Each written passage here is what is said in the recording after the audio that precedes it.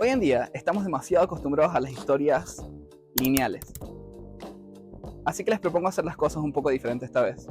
También podría darles un recorrido cronológico a través de autores como Taylor, que nos harían llegar hasta el actual metaverso y lo que entendemos de él, lo cual también sería fácil, pero es insuficiente.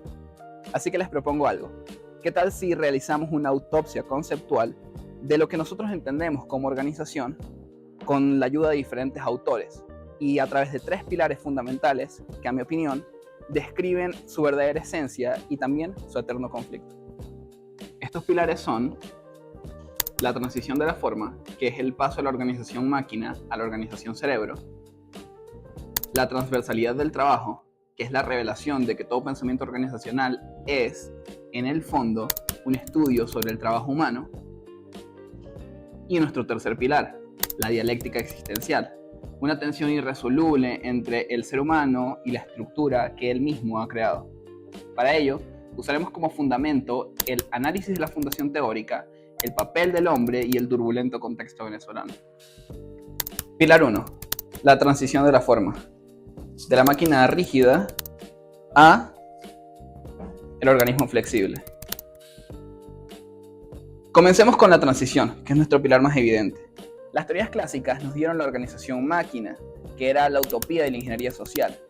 Taylor la diseñó científicamente, buscando la eficiencia absoluta mediante la racionalización del movimiento. Era rígida. Fayol, por otro lado, le dio su esqueleto estructural, definiendo sus funciones universales, las cuales eran planificar, organizar, dirigir. Era rígida. Weber, por otro lado, le da su alma racional, la burocracia, la cual era un tipo ideal de dominación legal, impersonal, jerárquica. Era una jaula de hierro, por lo tanto, era rígida. En esta concepción, la organización es un sistema cerrado, perfecto, predecible, pero muerto. Pero el mundo real, caótico, impredecible, golpeó contra los muros de esta máquina, una máquina que tuvo que mutar. Y así es que nacen las teorías modernas y posburocráticas. La organización máquina muere y nace la organización organismo, o mejor dicho, la organización cerebro, la cual es un sistema abierto, como nos enseñó la teoría ecológica, que está obsesionada con la adaptación al entorno, la hace flexible, deja de mirar sus engranajes y empieza a mirar sus recursos y capacidades. La ventaja competitiva ya no está en su estructura, sino en la innovación y en la gestión racional del talento interno. Con la teoría basada en el conocimiento y las capacidades dinámicas, se vuelve humana y cognitiva. Su valor reside en su capacidad de aprender y de transformar el conocimiento tácito del individuo en acción estratégica. Esta transición es innegable. Pasamos de una estructura diseñada para controlar a una diseñada para adaptarse. Pero la verdadera pregunta es, ¿qué motor impulsa esta transición? Y esto nos lleva a nuestro segundo pilar. Parte 2. La transversalidad del trabajo, el eje oculto de todas las teorías. Les propongo entonces esta tesis. La teoría organizacional nunca se ha tratado de las organizaciones, sino que se ha tratado de cómo entendemos el trabajo humano y cómo podemos gestionarlo. Este sería nuestro hilo rojo, la transversalidad que lo conecta todo. Miremos entonces las teorías clásicas bajo esta lupa. No eran estudios abstractos, eran estudios del trabajo. Taylor, por un lado, no estudió la empresa, estudió el trabajo del obrero en la línea de montaje. Su obsesión era el movimiento físico del trabajador. Fayol no estudió la corporación, estudió el trabajo del gerente. Sus funciones son un manual de qué hace un directivo. Mayo, en las relaciones humanas, no estudió la cultura, estudió la psicología del trabajador y cómo sus sentimientos afectan su trabajo. Y por otro lado, Weber no estudió el Estado, estudió el trabajo del burócrata y cómo la racionalidad debe guiar sus decisiones. Las teorías clásicas estaban entonces obsesionadas con el trabajo visible, con el movimiento, con la decisión, con la emoción. Ahora miremos nuestra transición moderna, nuestro pilar 1. La organización se vuelve flexible e innovadora. ¿Por qué? Porque el trabajo también cambió. Las teorías modernas son también un estudio del trabajo, pero ahora del trabajo invisible. La transición de la organización máquina a la organización cerebro, que era nuestro pilar 1, no fue una elección filosófica, fue una respuesta necesaria al hecho de que el trabajo que genera valor dejó de ser físico y se volvió cognitivo. Y esto, damas y caballeros, nos lleva directamente a nuestro tercer pilar, nuestro tercer punto. Pilar 3, la dialéctica del ser, el individuo contra su estructura. Si todas las teorías son estudios de cómo gestionar el trabajo humano, pilar 2, Entonces, todas las organizaciones son, inevitablemente, el escenario de una tensión dialéctica, la lucha entre la identidad individual del ser humano y las demandas de una estructura organizacional.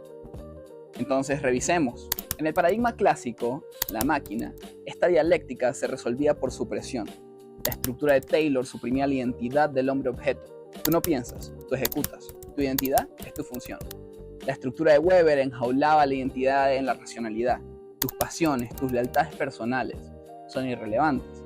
En este mundo, el hombre era una herramienta, un objeto. La tensión se resolvía aniquilando al individuo. En el paradigma moderno, el cerebro, la dialéctica es más compleja y sofisticada. La organización flexible no suprime al individuo, lo integra, lo seduce.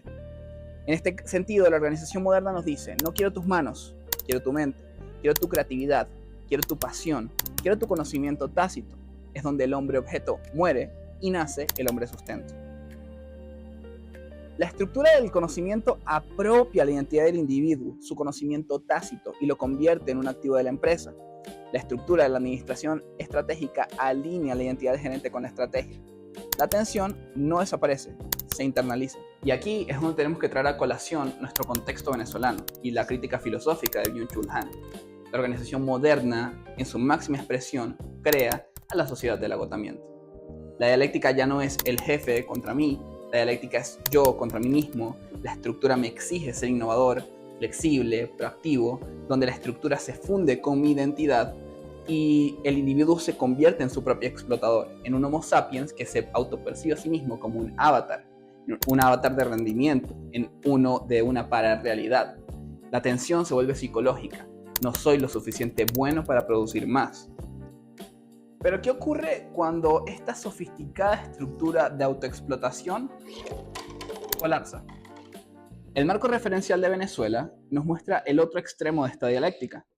Cuando el entorno es de confrontación antagónica, de caos político, de desorden social, en estos casos, las organizaciones no pueden darse el lujo de una innovación cognitiva y de esa manera regresan a su forma más primitiva. Aquí nace el paradigma rojo de la luz, donde la estructura no es una máquina racional, como la de Weber, ni un cerebro flexible, como en las teorías modernas. La estructura es una mafia, una pandilla, una tribu urbana, y la dialéctica entre el ser humano y la estructura se resuelve en su forma más brutal, a través del miedo como aglutinante. En el paradigma rojo, la identidad individual es suprimida no por la eficiencia, sino por la lealtad forzada y el temor. El hombre-objeto regresa, pero no como un engranaje racional, sino como un súbdito reactivo. Primero, la transición, que la organización ha mutado de una máquina rígida a un cerebro flexible, pero esta evolución no es lineal ni tampoco garantizada. Un contexto caótico podría revertirla a un estado primitivo. Segundo, la transversalidad, que el estudio del trabajo humano siempre ha sido el motor de la evolución. Pasamos de gestionar nuestro músculo a gestionar nuestra mente. El tercero sería nuestra dialéctica, que la tensión entre el ser humano y la organización es perpetua. Es el espejo en el que vemos nuestra propia evolución. En la organización moderna, la estructura es un espejo sofisticado que nos seduce para internalizar sus demandas hasta el agotamiento. Y en la organización del caos, nuestro paradigma rojo, la estructura vuelve a ser una jaula, pero esta vez no una hierro racional, sino de miedo. Nuestro desafío como investigadores es que si bien nos encontramos en un mundo muy complejo, nuestras miradas y aproximaciones hacia todos los fenómenos tienen que ser múltiples y que debemos analizar el trabajo en todas sus formas, como un engranaje, como un cerebro innovador o incluso como una herramienta de miedo.